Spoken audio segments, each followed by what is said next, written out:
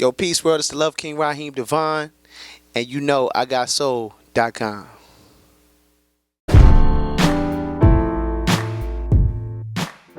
Oh man, we went into this body of work, love, sex, and passion. Um, I wore it on my sleeve a lot, on this album in particular. You know, um,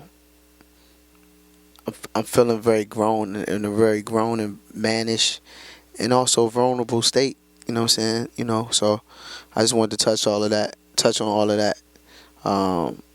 a songwriter and let my fellow peers, my men know, the audience out there that supports my music, all the brothers, that it's cool to be vulnerable, it's cool to be emotional, it's cool to express your feelings, you know, um, for that woman of interest or different topics, and in some cases it's cool to say, it's cool to say I love you. It's cool to say I don't know what love is. I'm still trying to figure it out.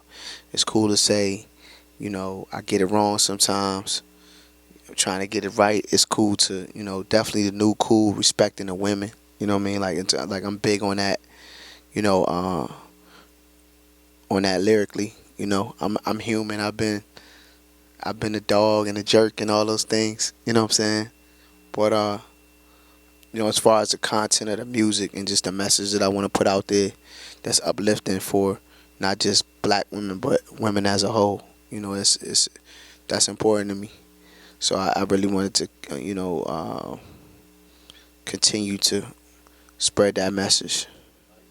Yeah, I think it represents growth. I think if you're going to talk about, I chose to put those records out on this album because if you're going to talk about love, like you got to talk about the good and the bad of the love process. You know what I mean?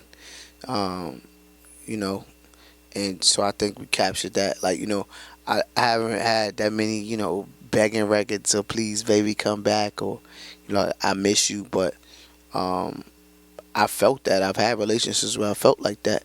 You know what I'm saying? So I felt like, you can't tell the story of love, sex, and passion without having those records in there. Yeah, definitely a um, organic, retro, futuristic '90s feel. You know what I mean? You think about the '90s, like a lot of great artists came out. My music is a fusion of a lot of different things. You know what I mean? So, um, I wanted you to hear all those elements. When you listen to the album. This album for me is like my R. Kelly 12 play album. My Prince Purple Rain. I feel like it's some of my best work to date. You know what I mean? Some critics may argue to say different, but this is definitely an album. Like, if you're into buying singles and stuff like this, if you're into buying singles stuff like that, like this is not the album necessarily for you. You know what I'm saying? Like this is an album where you want to listen to every word, close your eyes, feel the emotion of the music, feels where it takes you. Feel where it takes you, and enjoy that moment. You know what I'm saying? Uninterrupted by cell phones or whatever the case may be. You know what I'm saying? Just like the rat race. This an album you want to get with that that significant other or that person of interest and really get into them and y'all get into one another. Not literally, but literally. you know, what new elements did I introduce? I think definitely my strength. I wrote every song on this album. Unlike in the past. Reminiscent of my first album, I kind of just like took it back to the essence. I would say like the love experience in terms of it's very guitar driven. At times. You know, I'm a big fan of Prince and Lenny Kravitz and Nerd and Jimi Hendrix and the Beatles. You know what I mean? So I hope that you hear that element. When you hear a record like Black Ice Cream or Terms of Endearment. You know, like it's you hit or Infinity. You know what I mean? So I think that I'm developing and getting better as a songwriter. Whether that's tapping into my emotions or creating an emotion, creating a situation, and just talking about it. What I've learned as an indie artist, uh, this time around, I mean, it gets better. It's about consistency. Don't wait too long to put out new music. Make sure you're picking the right single. I feel like looking back on it now, I think I might have picked the wrong single for the last project. I'm saying, coming out the gate with Love Connection. Because with indie, we're having these partnerships and what have you. It's a partnership. My brand, 368 Music Group, and E1. Um, and when the money runs out, it runs out. So you have to spend it wisely, and go with the best first look. Hopefully you get to a second look, and if that's a great look, then you get to a third look as well. But usually in any life, you only get one time to make a first impression, so and kind of get it right. So that's what I would say overall. And then as far as artistically, just being consistent. You know, just making consistent bodies of work that people can compare and say, hey, well, I like this album. I feel like this was your best album if you talk about this, or I feel like this was your best album when you got into if you want to talk about socially conscious music. I don't know. I think maybe this is in my DNA. Like you can't teach somebody to be a hustler. You can show somebody how to sell. You can show somebody how to market. You can show somebody how to promote. But you can't teach that ambition of saying like, you know, day in, day out, I'm going to grind for this. I'm going to start my day at 6 a.m. And my day is going, today I'm going to start my day at 6 a.m.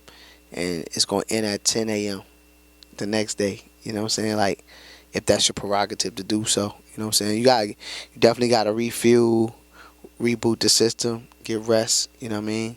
Because it's not effective to be, it's just like if you got a hustler on the strip, like it's not effective if you're not alert, and you know what I mean. Like the streets are always watching, so the same rules apply. You know what I'm saying, in terms of just really just being focused and being ambitious.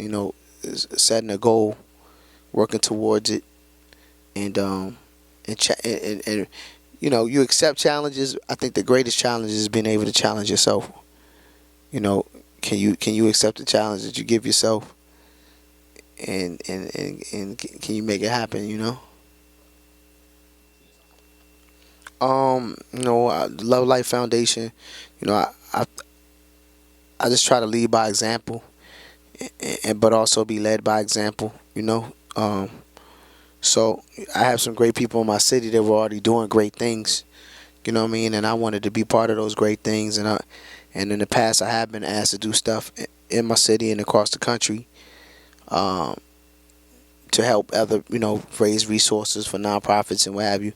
And I just feel like I could be a better service to them, to these individuals, people, organizations, people in need. Having my business in order. It's about having your business in order. So having 501c3 and operating and making moves like I'm able to be more of a service to others. And I mean, as far as like the foundation, man, it gives us an opportunity, myself and all parties involved, to just simply be like Robin Hood, in the community. It's the give back component. You know what I mean? Yeah, the Intimate Truth Tour about to kick off the last week of February. The first tour date is in L.A. Right? It's 23 cities. Ledisi, myself, and Leela James. It's gonna be reminiscent of the Motown era. Where cats will take out one band and grind it out. I think it's gonna set the benchmark for a new blueprint for how it's done. It requires requires a level of humility for all the artists involved. You know what I mean? Although technically, like, this is Ledisi's tour. You know what I'm saying? We kind of approach it kind of like in a co-billing type of situation. You know what I mean? And so I'm humbled that she asked me to go out with her, and it's her time right now. Everybody has their time. You know what I mean? So it's times is running cycles. You know what I mean? And that's the thing about being a great artist. When you got music out, you kind of just jump in, fall in suit, whether you closing, opening, in the middle, whatever. You just put on a great show and kill it, you know. Tapping into the emotions and making people feel good. What they gonna feel? How they gonna feel? I don't know, man. I can't really determine that. It's gonna be I can't wait. You know, the feedback's been great though so far. Like, you know what I mean? With the pre-order, and you can preview the album, of course, with iTunes, stuff like that now. The album was originally supposed to come out February 10th. It's now coming out February 17th, with a good reason. Retailers wanted to make sure that they had more units in the stores. And we said, hey, if that's going, if it's the difference between you buying 500 CDs and 3,000, or 10,000 versus 5,000, like, we all for it. So what I'm going to do is give the fans some free downloadable music, in the spirit of like the 90s. I got some treats coming up for those who've been watching on Twitter and Instagram. Of course, there's no secret. I keep giving us like little bits and pieces and teasers, but I remade Janet Jackson's Anytime. Yeah, anytime, anywhere. So anytime, any place. So it's that's gonna be dope. I got some other treats up my sleeve. A few Mary J. Blige joints, and working on a Sade joint, and a couple of other things. Yeah. Oh man, just to thank you for support. I want to tell y'all, thank y'all for supporting the culture. Thank you for supporting the music. This R&B and soulful thing. And February 17th, I'm hoping y'all run out to the stores and buy not just one copy, but a couple of copies of Love, Sex, and Passion. Don't forget to pre-order on iTunes now. When you do, you get 3 great new records for my body of work, Love, Sex, and Passion.